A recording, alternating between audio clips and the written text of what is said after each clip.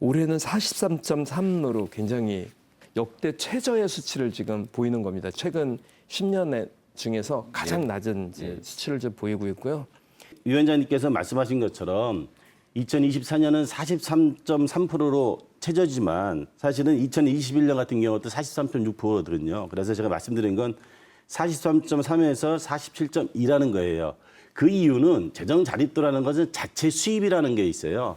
자체 수입이 지방세와 세외 수입으로 구성되는데 지방자치단체가 사업을 많이 해서 국가로부터 국세, 국비 보조죠. 보조를 많이 받아오면 재정 자립도는 낮아질 수밖에 없거든요. 역으로 아무것도 안 해요.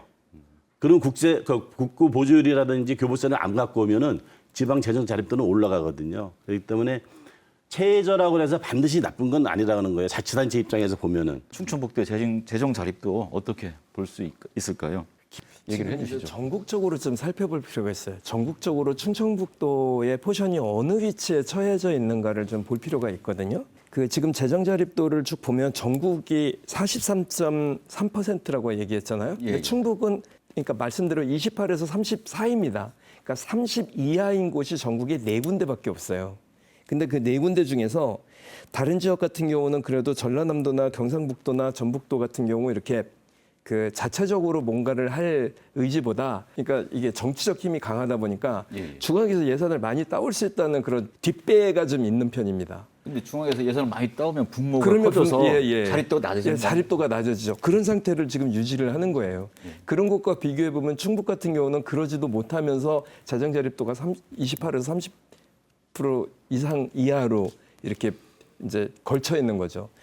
그 말씀대로 세수 추계에 대한 방식을 바꾸는 것도 수지만 우리 자체로 자구책을 어떻게 그 찾아올 것이냐의 능동적 관점으로 보는 게 이게 맞는 거지.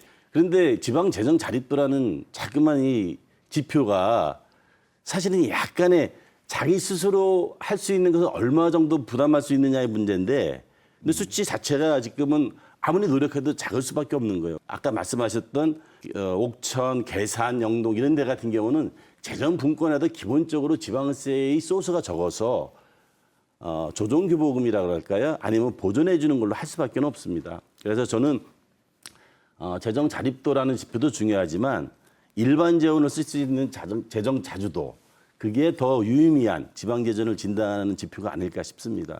자체 세입이라는 그 자체의 포션 자체가 25%밖에 안 돼요. 조세 전체 수입에.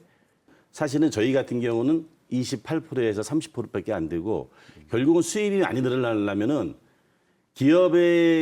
기업이나 지방소비세나 지방소득세라든지 자산세 같은 게 있어야 되는데 그런 세원이 수도권에 많기 때문에 우리 충청북도가 지방재정 자립도가 50% 이상 넘어가야 된다라고 했을 때는 근본적인 재정분권이 일어나야 돼요.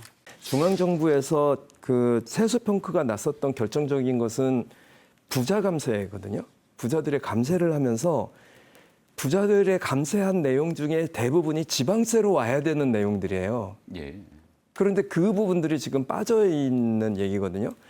작년에 국세가 56조가 결손이 됐어요. 올해는 아마 뭐 29조 보고 있지만 교부세에 영향을 주는 내국세는 한 21조로 보고 있는데요.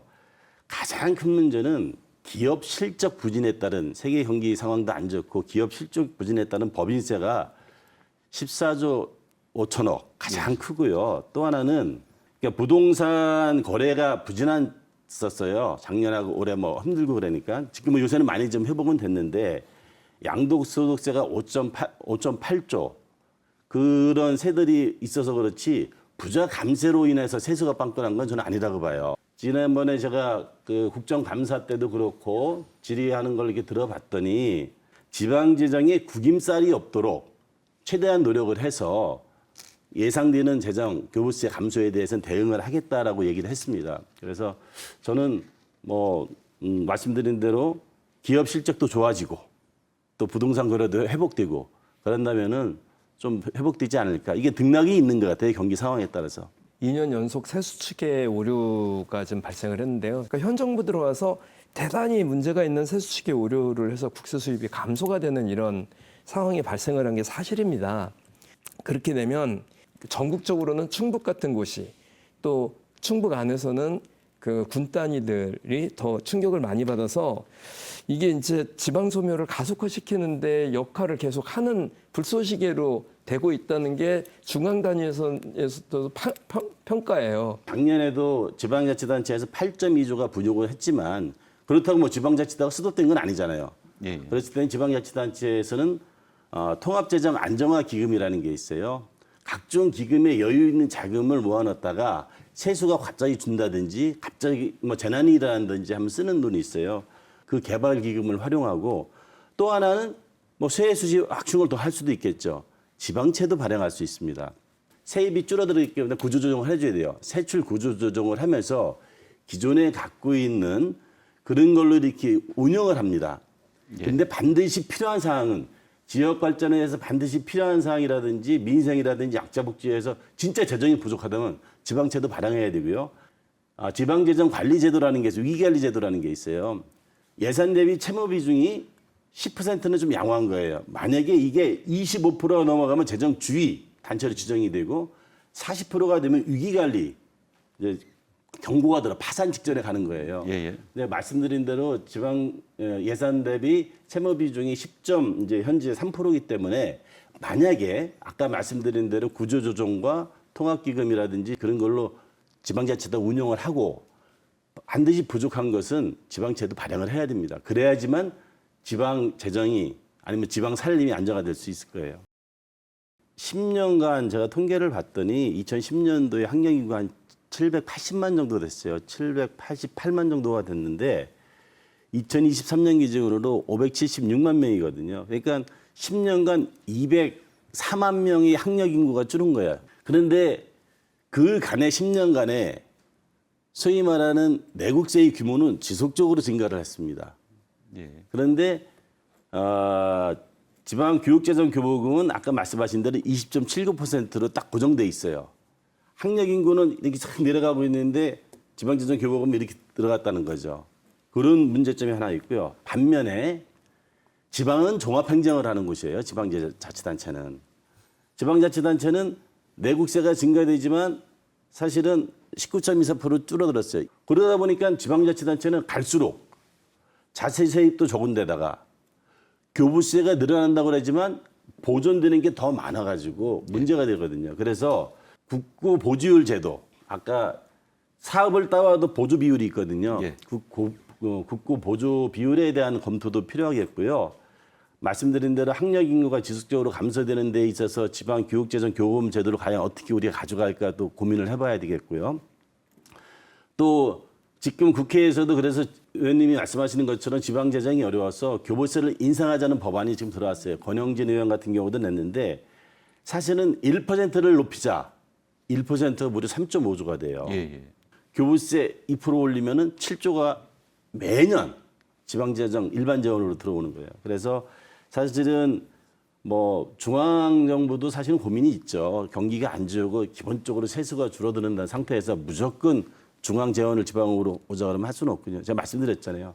지방자치단체에서 할 수 있는 것은 지방자치단체에서 할 수 있게 하면서 국가 재원을 지방으로 넘기는 재정분권과 자치분권이 함께 이루어지지 않는 이상은 결국 국가로부터 의존할 수밖에 없는 우리나라의 구조입니다. 이건 개선이 돼야 되는 거고 그런 차원에서 지방재정 교부금, 교부세율, 국고 보조율 같이 개선이 돼야 될 것 같습니다. 충청북도 같은 경우는 사실은 청주나 진천, 음성이 재정력이나 뭐 좋다는 얘기는 결국은 많은 산업단지가 만들어지고 좋은 기업체들이 들어와서 거기서 생산성이 높아지는 거예요. 일자리도 생기고. 사람들이 많아나고 경기가 활성돼야지 부동산 경기가 살아나야 돼요. 공시지가 올라가고 거래세가 또 생기죠. 취득세 같은 경우가 이제 거래도 생기고. 지방 교부세. 아까 말씀드렸잖아요. 장기적으로는 교부세하고 교육재정 교부금 같이 검토를 해줘야 돼요. 예. 예, 또 하나는 고용산업 교부세도 교부금제도 일본에서 성공했기 때문에 우리가 초창기만 조금 지나고 제도 개선을 한다면 그런 수입을 늘려야 되는 거고요. 근데 더 중요한 것은 이런 제도 개선도 있지만 아까 GRDP를 말씀하셨잖아요. 전에 도지사로 있었던 이시중 지사께서 예. 사즉 충생이라고 그랬어요. GRDP가 4%가 되면 충북은 산다. 예. 그래가지고 무던히 노력을 하셨던 거예요. 그걸 하기 위해서 산업단지 굉장히 만들었어요. 기업체 굉장히 많이 유치했어요. 인프라를 구축을 위한 국비에서 많이 따왔어요. 그러다 보니까 재정 자립도는 안 올라가요. 국비를 많이 따왔기 때문에.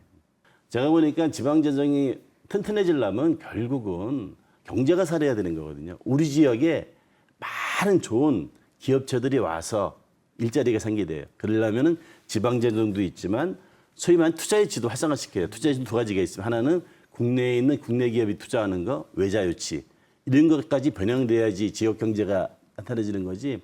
그냥 정부에서 걷는 돈 갖고만 뭘 해보자 그러는 것은 좀 전반적인 지역 경제에는 좀 한계가 있는 것 같습니다. 이를 위해서는 여야를 떠나서 지역 경제를 걱정하는 사람들이 함께 고민하고 머리를 맞대고 우리 충북 발전과 도민 행복을 위해서 함께 노력해야 될 것 같습니다.